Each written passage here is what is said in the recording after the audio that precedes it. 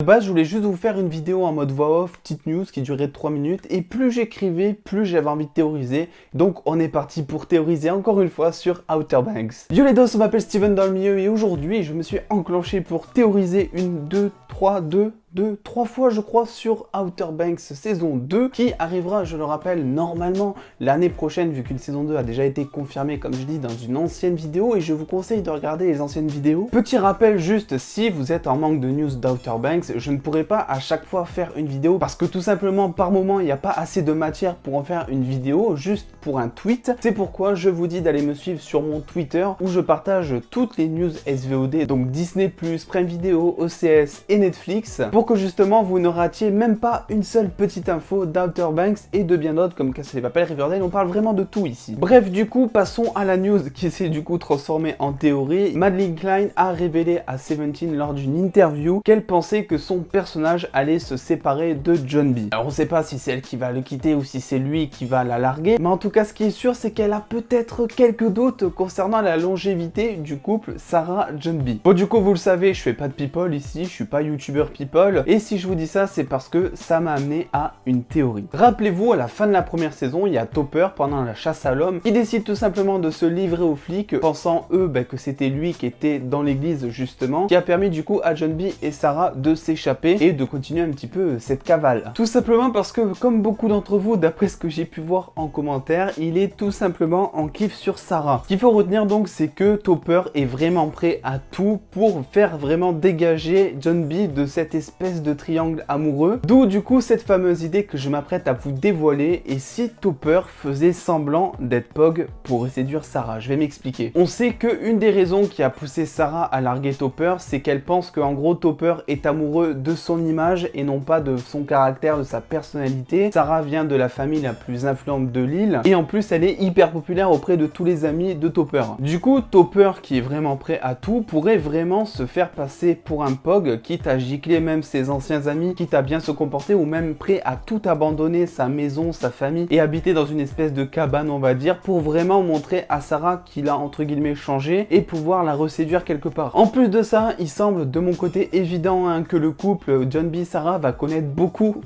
de tensions. Rappelons donc qu'ils vont aux Bahamas alors que ça fait genre même pas une semaine qu'ils sont en couple, et en plus de ça Sarah, même si elle a choisi John B plutôt que son père à cause justement de toutes les révélations qu'il y a eu autour de Ward, il semble évident qu'à un moment elle voudra retourner sur l'île, en sachant en plus qu'elle a laissé sa petite sœur toute seule avec les deux psychopathes de la série, donc Raph et Ward. Je pense du coup que Sarah pourrait très bien revenir sur l'île, déciderait tout simplement de quitter John B à la suite en plus d'une engueulade qui aura tout remis en question dans la tête de Sarah et qui vraiment décidera de revenir à la maison. Et d'où la petite théorie que je vais vous expliquer et que vous pouvez développer un petit peu plus en commentaire si vous le voulez. John B pourrait tout simplement de laisser tomber la recherche de l'or, de laisser tomber justement cette chasse au trésor pour retourner sur l'île et essayer de reconquérir Sarah, là où justement il se rendrait compte en arrivant que Sarah est déjà avec Topper et ça va un petit peu faire le chemin inverse et retour à la case départ. Pourquoi je pense ça? Parce que au bout d'un moment, l'or à la fin de la saison 2, il va falloir arrêter avec cette intrigue et ça me semblerait assez bizarre en plus de ça qu'il trouve vraiment l'or et qu'il s'en serve avec ses potes, parce que ça changerait vraiment tous les personnages, le fait qu'ils utilisent l'or, le fait qu'ils soient devenus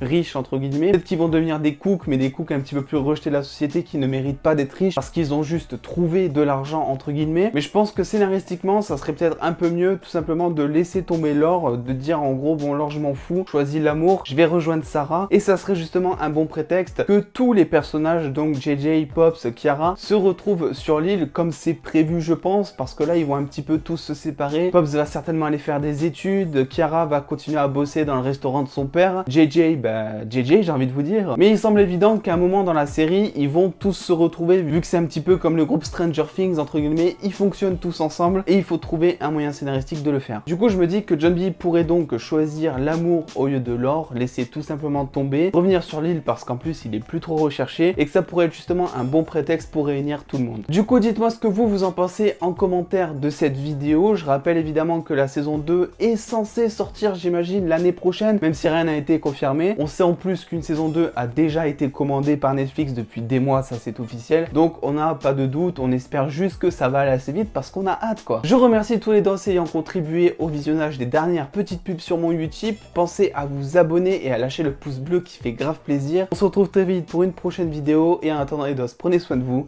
Des bisous les DOS.